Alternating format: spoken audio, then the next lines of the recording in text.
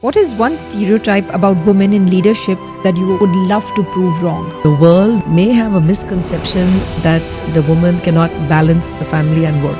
Yes, I agree the same. Everybody has a conception. Yes. There have been histories where women were queens and they have run states and countries and been rising to the country challenge. So a family challenge is not that hard.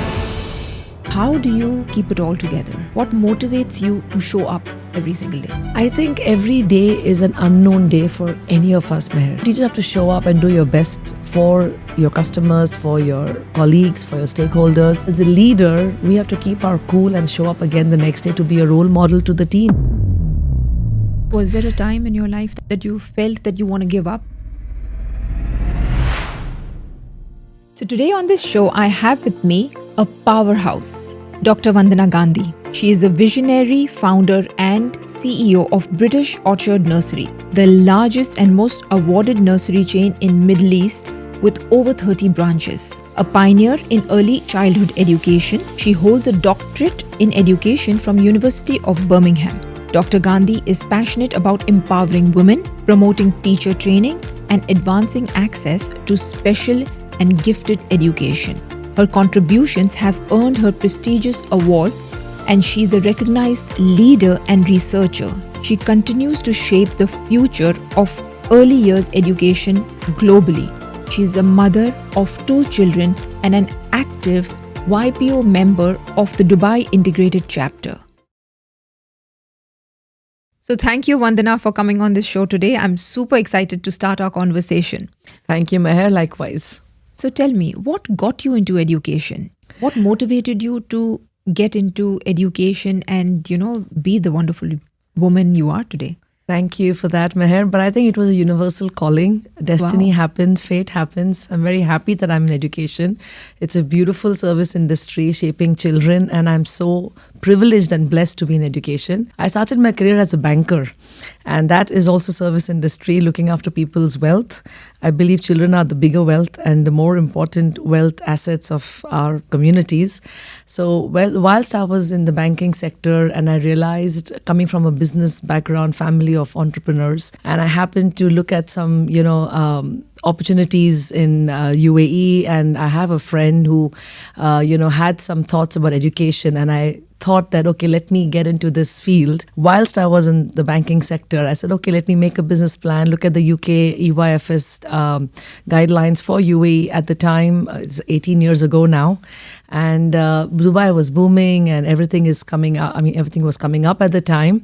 And I just plunged into it with my risk appetite, with a business blood background that we have. I am the second generation of, UAE children here, with my father coming in 1960s. And before even the UAE Federation was, born in 1971, my parents were here. We were born after that as a family of, 6 with my 3 siblings and me, 4 children. So having seen UAE grown and blossomed, I realized that entrepreneurship and growing the community within this vibrant city and country was the way ahead, like what my father did, and he's my role model. So I plunged into education, started my first branch in Dubai, Mankul, realized that it's really rewarding, and I feel so good about helping children and mums. And then slowly I transitioned from banking into education. That's amazing. So you were a banker in Dubai itself? Yes, I was a banker in Dubai. That was I love mathematics. I am always passionate about studies and about, challenging fields. So I thought, okay, after banking, I guess challenging is childcare, and then let's go for it and break the glass ceiling there. Amazing. And you have done it so well with over 30 branches in Dubai and UK, you said? Yes, I've got across UAE and we're in UK. We're starting India now with teacher training, vocational guidance and parenting. That's the next step for childcare. I know you're an advocate for teacher training and for women empowerment. What got you to women empowerment alongside this? I would say women empowerment got me. I'm lucky and I'm very blessed that, again, I would say that when you're in childcare, the children shape the adults, by the way. So it's the reverse. So when you're surrounded by children and you're looking at education platforms, we change as a human being and as an adult. And then I guess the universal forces guide you or lead you onto a path of well-being for the community.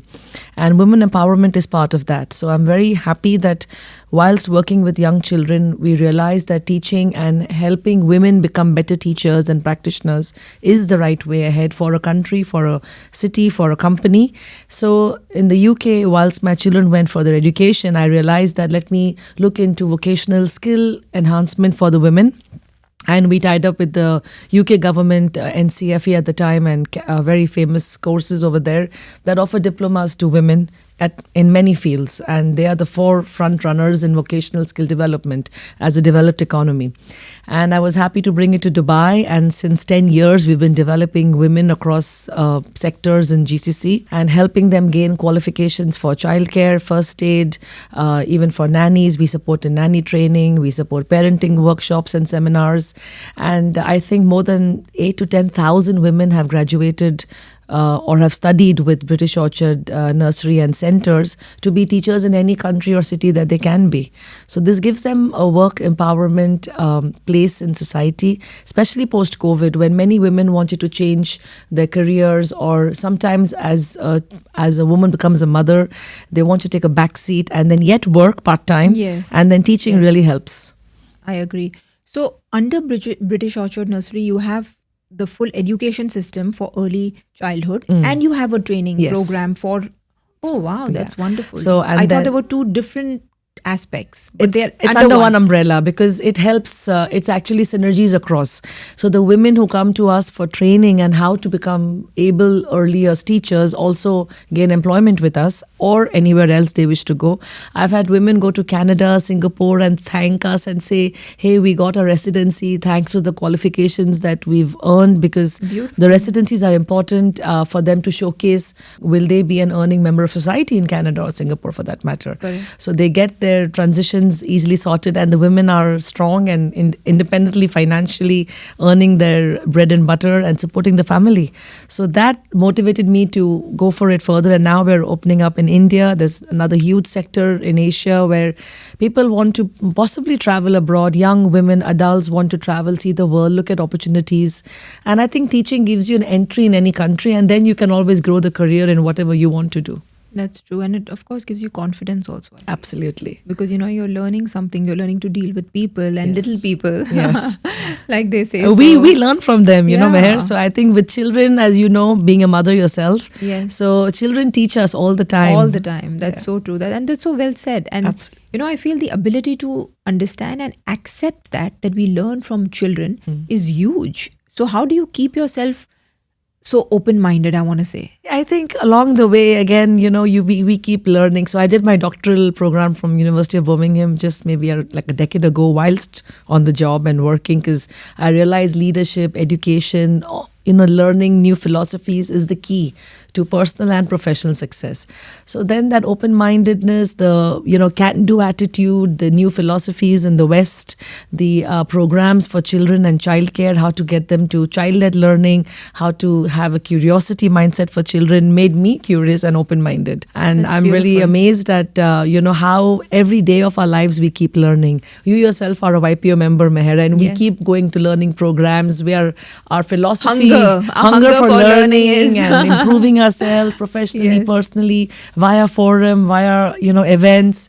That's what we have. And why not bring it to society? What you're doing yourself is bringing all this to society. So in our own ways, we want to contribute to society, to supporting the welfare of everybody. That's beautiful. So how has YPO helped you become more of who you are? Oh, I would say my Harvard Gold President program at Boston was my eye-opener. It's so humbling to be not the strongest or the leader in the room, and to be, in fact, surrounded by such clever, wise, intelligent CEOs. I mean, in the campus, and doing case studies and learning systems or leadership philosophies, phenomena for expansion, global outlook. And YPO has taught me to be larger and bigger than what my brain dreams or aspirations are. There is a huge world out there with opportunities, with a different mindset, and that broadens, our vision. So the humbling experience I got in Boston at Harvard, going back to university or college, was like, mind-blowing.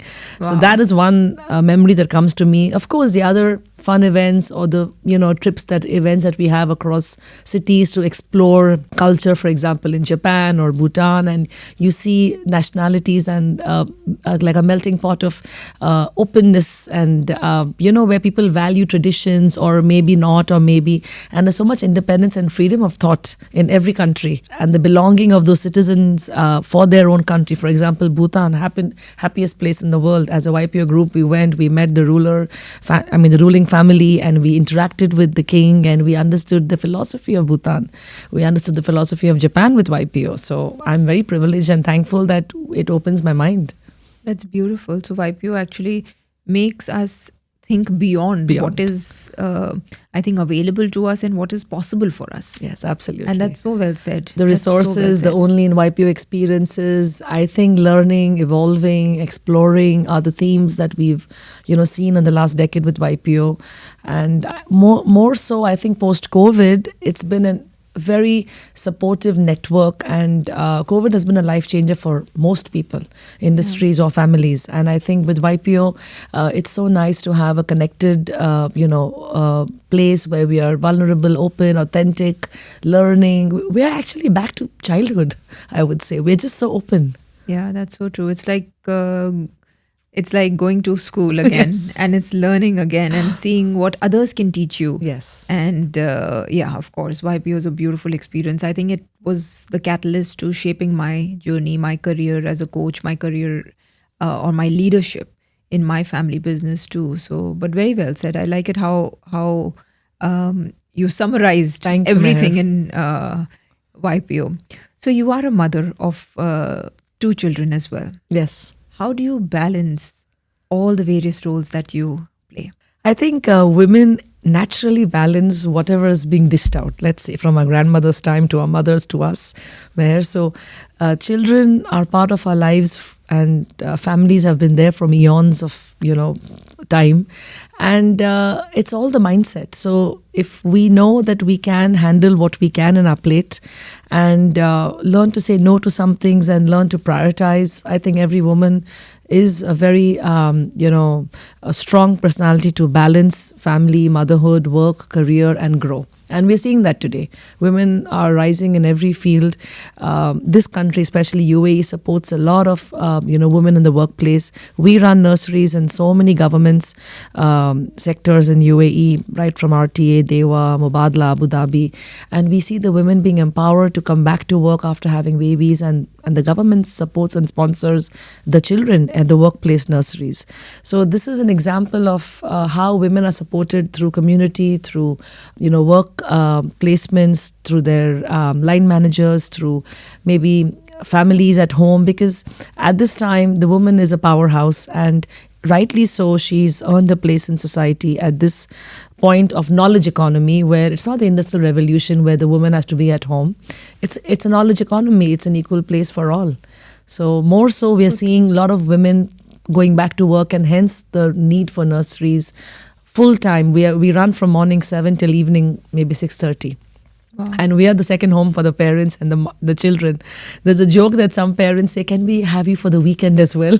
And then we, of course, have to, tell them that we'll do what we can. But this is where the working woman is going now. That's amazing. And so how has, you mentioned about how UAE empowers women to come back to work and, Yes. all the government departments. So tell me a little bit about how has UAE helped shape who you are today? I'm brought up in UAE. I mean, when I go anywhere, I say I'm Watani. This is my country. This is the place where my parents came, and we are all part of this growth, and we are so thankful, and we are in gratitude to this country and the leadership, the rulers, right from, from the time of Baba Rashid and Sheikh Zayed. So at the end of the day, we have to thank that as expatriates, we've come from our homelands at the time, and we've grown, and we've been blessed with a very healthy, happy, safe society where women have, blossomed in every sector. Yeah. I'm seeing you, Meher, for example, or all of us in YPO or in It gives as us mothers. the power to be ourselves. I Selves, feel for it me, does. it's like UAE gives me the power to be myself because it's safe. We are respected. Women feel respected in this Absolutely. society, especially in UAE. I feel because of the safety, because of the way people behave with you Yes. I mean, and then when you do feel respected and safe, I think that's the main thing taken care of. And then there's Absolutely. no looking back or no look. Yeah. It's then you go beyond. It gives yourself. you freedom because Freedom. your It one gives you side of your freedom. mind is at rest, that your Yes. children are safe, You we are safe. happy, we are Yes. safe, we have our equal rights. Yes.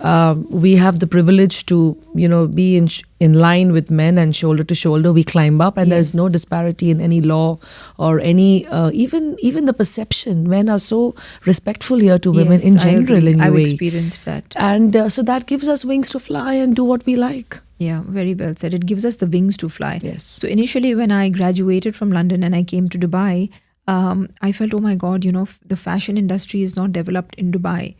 And I said, oh, I wish I was in London or I was in New York or in India, because the fashion industry was more mature there.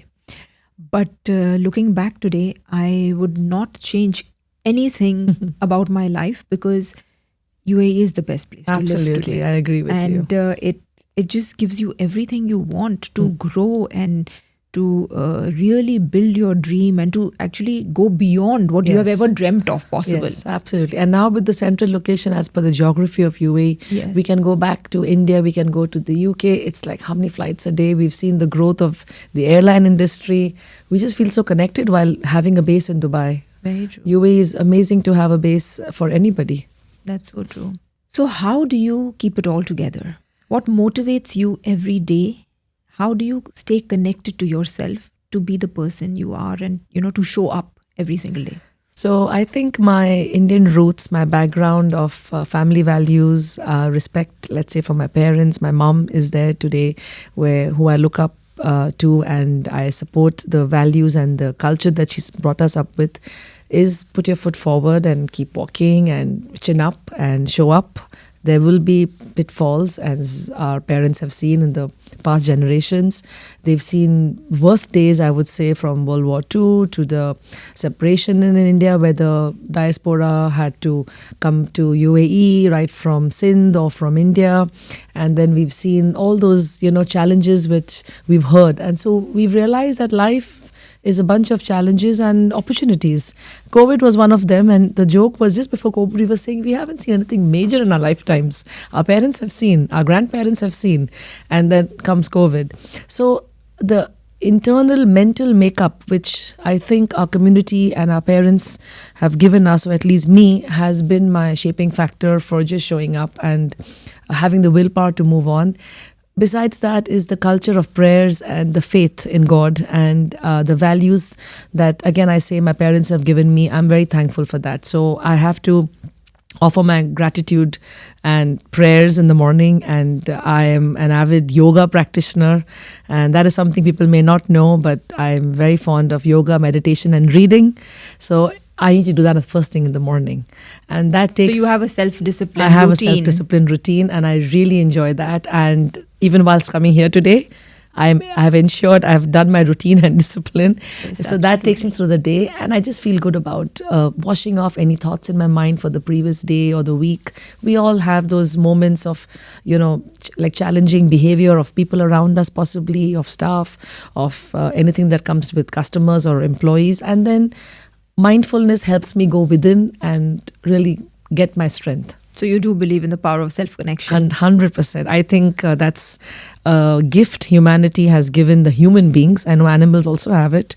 And we've seen, passionate humans, people have always gone ahead and beyond with their mindful or self-belief or, their focus within inwards. Yeah. And that's where the powerhouse is. I so agree. So I believe that the stronger we are within and the stronger the relationship we have with ourselves Yes. really determines the quality of our relationship with everyone or everything outside Absolutely. of us. So I'm so happy to And we know have to that you thank do our that. parents for having given this to us. Yes. So we've been brought up in families with the culture mindset of, unity, forgiveness, gratitude, humility, Very true. faith.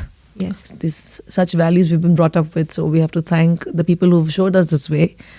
So true. And how do you cultivate this in your children? I'm always curious to know. I always say that children follow what adults do in action. Absolutely. And that's whether it's a teacher to a child at school or parent to a child at home.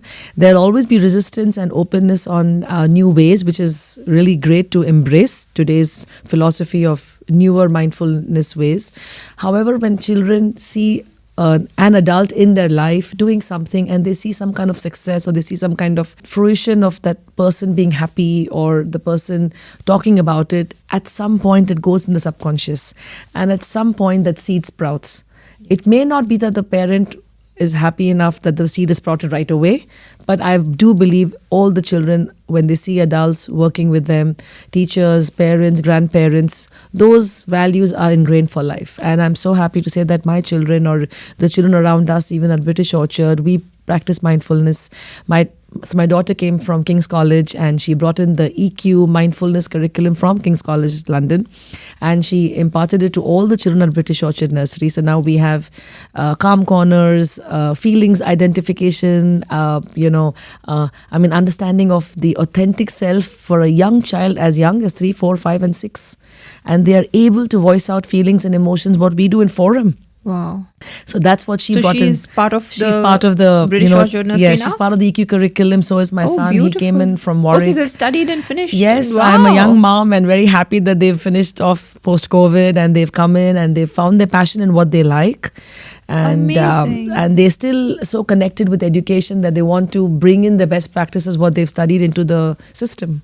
That's amazing. Thank you for sharing that. That's beautiful. Thank you. They are both YNGers, very active on the YNG board. Okay. Like supporting YPO as well, supporting with events, supporting with ideas for their YNG community. And that's what the YPO family is all about. Absolutely. Absolutely. That's amazing.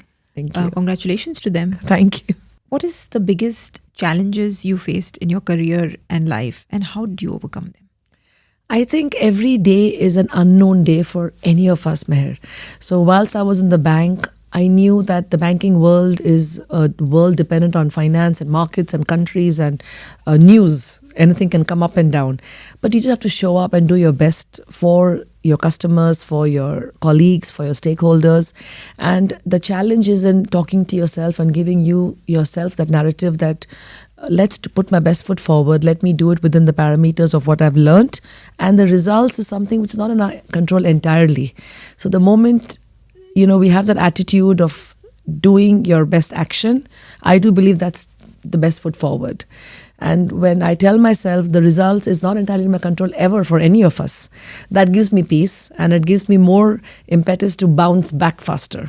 So when there are shortcomings, some failures in deals or something that didn't go your way, whilst maybe in the early career of my banking world or in the schooling career of a bad day with maybe some kind of an issue that happened with some staff or some stakeholder, we have to bounce back. So that's what's kept me going. Is the day is gone. Resilient in the day, in the moment. The day is gone. The moment is gone. Let's move on. Okay. So that's what's kept me going on. I did very well in the banking sector, got my regional chair awards whilst being in multinationals, and I never stopped there. With the schools, I'm happy that, again, like I said, my dad was my role model, and when he came to UAE was not even the federation at the time. So how did they do it? So I've seen those aspects in my, folks around me, my uncles and everybody who's come in at the time, and we've seen them just move on and a can-do attitude, and I believe fortune favors the brave. So you're out there, you're showing up, you're doing what you can in a very authentic way with integrity. Luck favors you. That's so beautifully said. And to be able to just get up and understand and keep moving, I think that is a great way to perceive life and to take action on life. Absolutely. And you also mentioned that don't be attached to the outcome. No, I mean, it's human that we are attached. We want to succeed. I want it. And we are alphas in YPO, as you know, and we want to succeed and we are ambitious and we enjoy success. However, at the subtle subconscious level, we understand that the world is a very transient, temporary place where we have to take what you get as fruits of your action.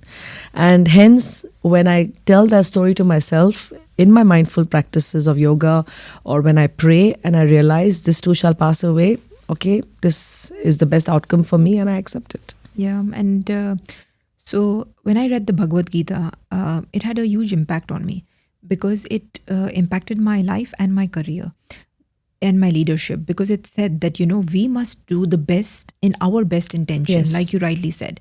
But the outcome is never in In our our control. hands and in our control. And we should leave the outcome on the universe, on the Yes. creator. Yes. So we must detach ourselves from the outcome so we can keep moving, Yeah. keep doing the best with our best intentions every single day, because the outcome is really not up to us. Absolutely beautifully said, Meher. And I have a practice of reading scriptural books and I read philosophy. I read the Bhagavad Gita even today before coming, because I have a practice of reading, some experts' opinion or, passages or phrases. And I do believe what you're saying is right. And we have to keep reminding ourselves. And that's why I'm so happy you brought this up. And as a woman network, again, with friends or family and YPO, we tell each other and we are there for each other to tell that the outcome may not be feasible of what my expectation was, but we show up and we move on. And then philosophies like the Bhagavad Gita, which is in so many languages now, help us realize this. What is the difference you like to create, or the impact you want to create in the community with your leadership programs, with your training programs that you are offering teachers? And so all along in the last decade, it was education for young children and early years, which we have gained a lot of awards for our systems, our processes. My best moment was with His Highness Sheikh Mohammed bin Rashid Al Maktoum, and of course even Abu Dhabi. We received the Khalifa Excellence Award, and in Sharjah. That was for children, childcare, education, curriculum. Now the question is, what's the next decade? I think it's parenting. So I think what we want to now help moms and dads, especially post-COVID. We made a vision for parenting, and I do have to thank my daughter Shivali for this, is that, whilst we shape our children's lives with the best practices and we've got the accolades, we're happy with it, we need to support the family network now. So we have to support parenting webinars, seminars for an open session where young moms, first-time moms can understand and learn from each other or from the education specialists that we have when we have coffee mornings, talk shows. The next decade now, I think it's a parenting decade. And we need to help families and society through parenting and supporting with training and guidance and resources within the schools and nurseries. so how are you doing? Are you already doing We this? just started it last year, and we have a parent network. We have parenting seminars once a quarter. We talk on EQ for parenting. We use the King's College program, and we use the ideas and philosophies where we can show the theories and then do a focus group session with a forum style where the parents can talk and just, pour out. And we try to request parents to, intervene in the intergenerational trauma, habits, or belief systems that may not be conducive to this time. And that's when parenting and parents have to evolve and help their children who are of this time. So this is really helping society and our parents in general. So we're very proud of this parent engagement program we've launched.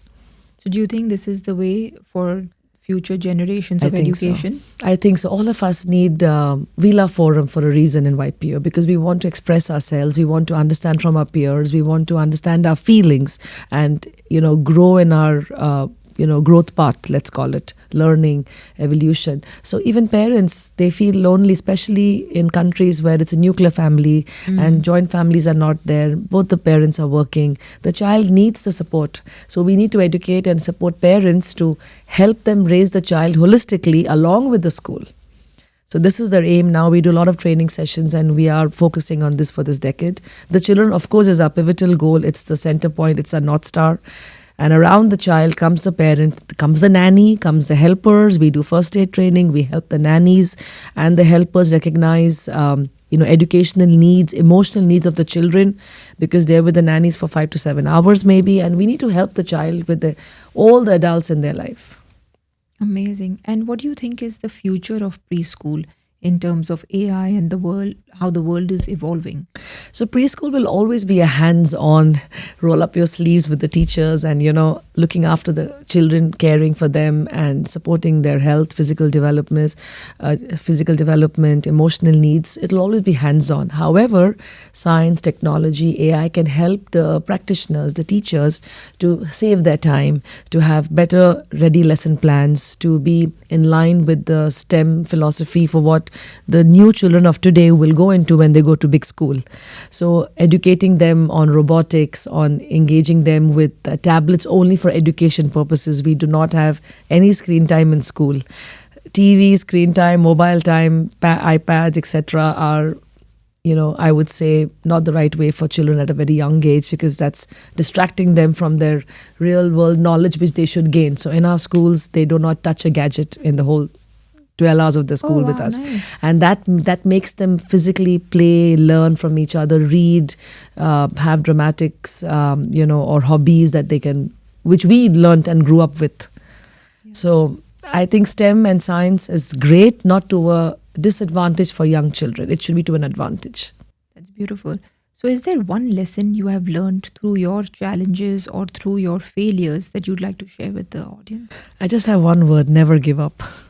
One sentence, because and like I said, this too shall pass away, because life is beautiful with its ups and downs, and if we can just hold our ground to it and really believe that there is a rainbow, there is a silver lining on the cloud, and aspire for it, and that silver lining won't last all the time.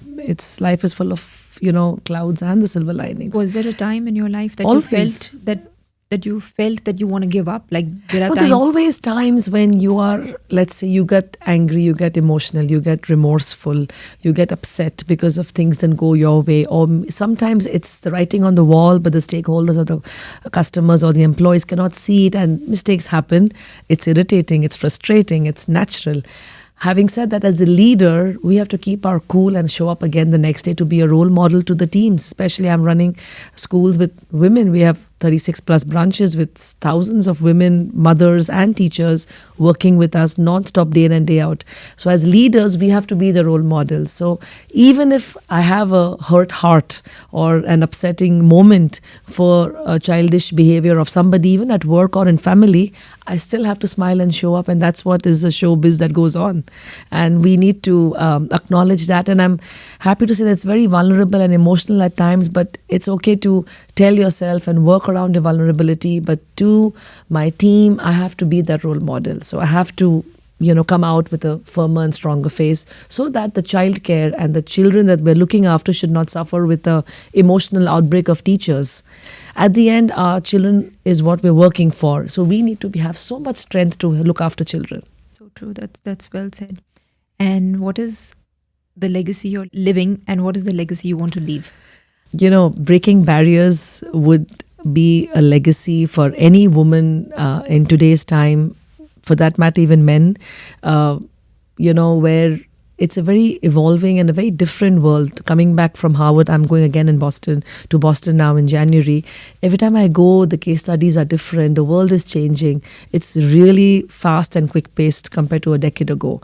So breaking the barrier each time for my own goals or for my own challenges that I see are not any more challenges. There are newer challenges that come up with the evolving globalized world, which is, coming together. Again, the tensions are as well there. There is opportunities there. I think change management and embracing change is something which I would say is the biggest skill that, we have to embrace in this century. And keep reprogramming our limiting beliefs. Our limiting right? beliefs, yeah, because as growing up, we form so many limiting beliefs that actually hold us from our greatness. Yes. And to be able to do that through learning and through other means of rewiring our brain, I think that's what is one of the most important lessons we could absolutely. And I do believe learn. As we embrace change, we do have setbacks, but with our integrity and good attitude towards a great outcome of what we lead, and as YPOs, we try to make impact in the world for what we can. There is a universal force that pushes you towards success. I've seen it.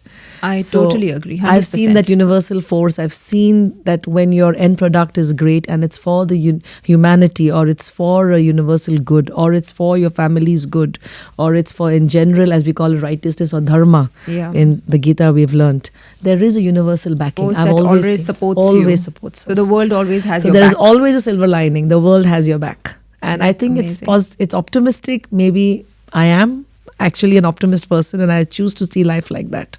That's beautiful. Thank you so much. Thank you. Thank you so much for sharing with us and for being the woman you are and for inspiring hundreds and millions of people. Thank you.